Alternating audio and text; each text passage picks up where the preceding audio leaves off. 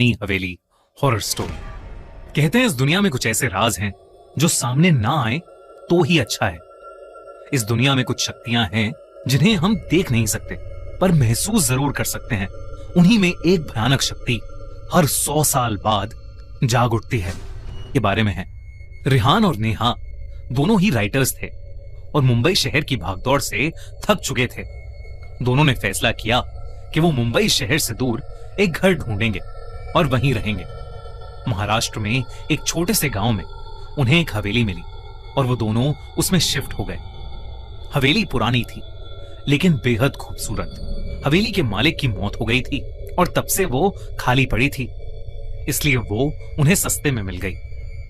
सब कुछ अच्छा था, पर एक दिन जब रियान अपना पुराना सामान अनपैक कर रहा था तब उसे बेसमेंट से एक आवाज आई। उसने बेसमेंट का दरवाजा खोला तो उसमें एक पुरानी रॉकिंग चेयर पड़ी थी जो बार बार एक बड़े से संदूक पर अपने आप गिरे जा रही थी। वो संदूक बहुत पुराना था और उस पर जंग लगा ताला भी था। रियान को ऐसा लग रहा था जैसे उस संदूक के अंदर से कुछ हिल रहा है। रियान ने उस संदूक पर लगे ताले को तोड़ दिया। जब उसने वो संदूक खोला तो अचानक उसे एक ठंडी हवा महसूस हुई। उसके अंदर लाल कपड़े में लिपटी एक गुड़िया के नीचे एक किताब पड़ी थी और उसके कुछ पेजेस फटे हुए थे। उन पेजेस पर लिखा था, त्रिगोरी छूना मत, यहाँ आत्माओं को आकर्षित करती है। रियान खुद को रोक नहीं पाया। उसने उस गुड़िया से वो लाल कपड़ा थोड़ा सा हटाया। आंखें सफेद थीं और शरीर काला। उस गुड़िया में कुछ अजीब सी बात थी, इतनी कि रिहान उस गुड़िया समेत उस संदूक को ऊपर अपने स्टडी रूम में ले गया। लेकिन इस घटना के तुरंत बाद रिहान की जिंदगी पूरी तरह से बदल गई। रिहान को पूरी रात अजीब सी आवाजें आती रहीं, जैसे कोई दर्द में चीख रहा है, उसे बुला रहा है। लेकिन जब जब वो आंख खोलता तो कमरे में उसके और उसकी वाइफ नेहा के अलावा कोई नहीं होता। बार रियान अपनी स्टडी में बैठा कुछ लिख रहा था कि अचानक ही कमरे की सारी लाइट्स फ्लिकर करने लगीं और कुछ ही सेकंड्स में कमरे की सारी लाइट्स और बल्ब एकदम से फट गए। तभी उसे घर के बाहर किसी के जोर से चिल्लाने की आवाज आई। उसने बाहर जाकर देखा तो वहां एक काली बिल्ली बेरहमी से मरी पड़ी थी। उस दिन के बाद से रियान को हर वक्त ऐसा महसूस होने लगा था कि उनके घर में कोई और भी है। वो बेसमेंट की रॉकिंग चेयर सारा टाइम अपने आप ही हिलती रहती। हर समय रियान को चीखें सुनाई देती। उसे रात के अंधेरे में घर के अंदर मरे हुए लोगों के चेहरे भी दिखने लगे थे। चेहरे बेहद डरावने होते थे, लेकिन पल भर में उसकी आंखों के सामने से गायब हो जाते थे। रिहान को कुछ समझ नहीं आ रहा था, इसलिए उसने ये सारी बातें नेहा को बताई। लेकिन नेहा को उसकी बातों पर विश्वास नहीं हो रहा था। रिहान ने फैसला किया कि वो संदूक से मिली उस किताब को पढ़कर त्रिगोरी से जुड़ा राज जानने की कोशिश करेगा। रिहान सारा टाइम उस गुड़िया और उन पन्नों को पकड़कर उन्हें डिकोड करने में लगा रहता। रिहान इतना पागल हो चुका था कि वो खुद घर के आसपास के लोगों से त्रिगोरी के बारे में पूछने लगा और तब उसे किसी ने एक पंडित के पास भेजा।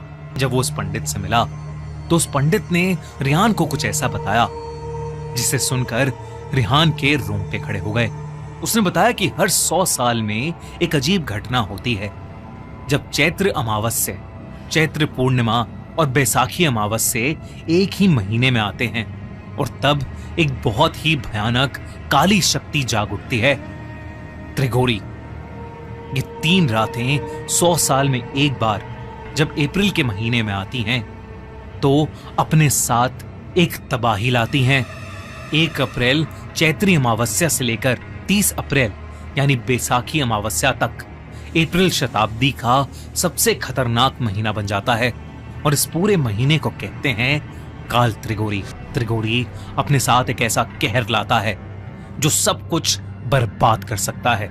उस पंडित ने रियान को बताया कि जिस गांव में रियान अभी रह रहा है वहां 100 साल पहले एक काला जादू करने वाली औरत ने उसी लाल कपड़े में लिपटी गुड़िया का इस्तेमाल करके काल त्रिगोरी को अपनी नींद से जगाने की कोशिश की थी और तब एक ही रात में पूरा का पूरा 500 लोगों का गांव मारा गया था और आसपास के सारे गांव में ऐसी बीमारियां फैलने लगीं जिसने कई लोगों की जिंदगी बर्बाद कर दी। ये सब सुनकर रिहान ने उसी पंडित से मदद मांगी। उस पंडित ने रिहान को 2 काली बिल्लियां दी और कहा कि वो अगले 2 दिन में उसके घर आएगा और त्रिगोरी को शांत करेगा। रिहान पूरा दिन घर में उस पंडित के बताए शुद्धिकरण के नुस्खे आजमाता रहता और उन काली बिल्लियों को 24 घंटे अपने पास रखता। रिहान नेहा से कहता कि ये काली बिल्लियां उनको घर की प्रेत आत्मा से बचाएंगी। नेहा से अब रिहान का पागलपन बर्दाश्त नहीं हो रहा था। 2 दिन बाद वो पंडित उनकी हवेली में आया। पूजा का सामान देखकर ही रिहान और नेहा की रूह कांपने लगी, क्योंकि उसमें इंसानी खोपड़ी, मरे हुए जानवर और ऐसी ही बेहद अजीब अजीब चीजें थीं। लेकिन उस पंडित ने रिहान को हिम्मत रखने को कहा। उसने हाथ में एक लाल कपड़ा लिया और उस लाल कपड़े से उस गुड़िया को निकाल के पूजा स्थान के बीचों बीच रख दिया। पंडित ने देरी ना करते हुए पूजा शुरू की और मंत्र आवाहन से काल त्रिगोरी को शांत करने की कोशिश करने लगा। पूजा शुरू करते ही रिहान को बहुत तेज दर्द में किसी की चीखें सुनाई देने लगी। तभी रिहान और नेहा ने देखा कि गेट की दीवार के अंदर से एक बहुत ही डरावनी 10 फीट लंबी परछाई निकली है, जो उनकी तरफ आ रही है। जैसे जैसे वो परछाई उनकी तरफ आ रही थी, वैसे वैसे घर की सारी लाइट्स अपने आप फूटती जा रही थीं। तभी एकदम से बहुत ही तेजी से दरवाजा खुला और वो परछाई घर के अंदर आकर हवा में कहीं गायब हो गई। तभी घर की सारी चीजें हिलने लगीं। वो बिल्लियां आपस में एक दूसरे से इतनी बुरी तरह लड़ने लगीं कि उन्होंने एक दूसरे को नोच काट कर मार डाला। नेहा को अपनी आंखों पर विश्वास नहीं हो रहा था। उसे लगा कि ये सब उस गुड़िया की वजह से हो रहा है, इसलिए उसने हड़बड़ी में बिना लाल कपड़े के उस गुड़िया को उठाया और उसे काट कर जला दिया। ये देखते ही वो पंडित कांप उठा। उसने बताया कि काल त्रिगोरी से ऐसे छुटकारा नहीं मिलेगा और बिना लाल कपड़े के उस गुड़िया को छूने की हिम्मत करके नेहा ने अपने पूरे परिवार को संकट में डाल दिया है और अब उन्हें मरने से कोई नहीं बचा सकता। पंडित पूजा को बीच में छोड़कर ही घर से जाने लगा। रिहान उस पंडित से मदद की भीख मांगता रहा, लेकिन वो पंडित इतना घबराया हुआ था कि उसने कुछ नहीं सुना और वो वहां से चला गया। रिहान और नेहा की उस रात बहुत बुरी लड़ाई हुई। रिहान उस पूरी रात सो नहीं पाया, क्योंकि उसे बार बार वही 10 फीट लंबी परछाई दिख रही थी, जो धीरे धीरे और ज्यादा डरावनी होती जा रही थी। अगली सुबह उसे नेहा की चिल्लाने की आवाज आई। वो उसके पास पहुंचा। तब नेहा ने बताया कि पिछली रात उसके माँ बाप के घर में आग लग गई और उसकी पूरी फैमिली उस फायर एक्सीडेंट में मारी गई। रिहान ने डर के मारे अपना सर पकड़ लिया। वो समझ गया था कि यह सब काल त्रिगोरी की वजह से हो रहा है। कुछ ही देर में उसे एक और खबर मिली। जो पंडित उनके घर पूजा करने आया था, उसे भी किसी ने जंगल में बेरहमी से मारकर छोड़ दिया था। अब रिहान को कुछ समझ नहीं आ रहा था कि वो क्या करे। थक हार कर रिहान ने सोचा कि वो संदूक को भी जला देगा, लेकिन जैसे ही वो संदूक तक पहुंचा, उसने देखा कि वो काली गुड़िया वापस से जुड़ गई है और वो उस संदूक के ऊपर बैठकर उसे देख रही है। तभी फिर से उसे नेहा के चिल्लाने की आवाज आई। जब वो अपने कमरे में गया तो उसने देखा कि नेहा के हाथ में एक चाकू है और उसके पीछे वही 10 फीट भयानक लंबी परछाई। नेहा रिहान को देखकर पागलों की तरह हंस रही थी। इससे पहले कि वो कुछ समझ पाता, नेहा उसकी तरफ भागी। गांव वालों को कई देर तक उन दोनों के चिल्लाने की आवाजें आईं। जब वो लोग उनकी मदद करने पहुंचे तो उन्होंने देखा कि हवेली खुली पड़ी है और हवेली की सारी दीवारों पर खून से काल त्रिगोरी लिखा है।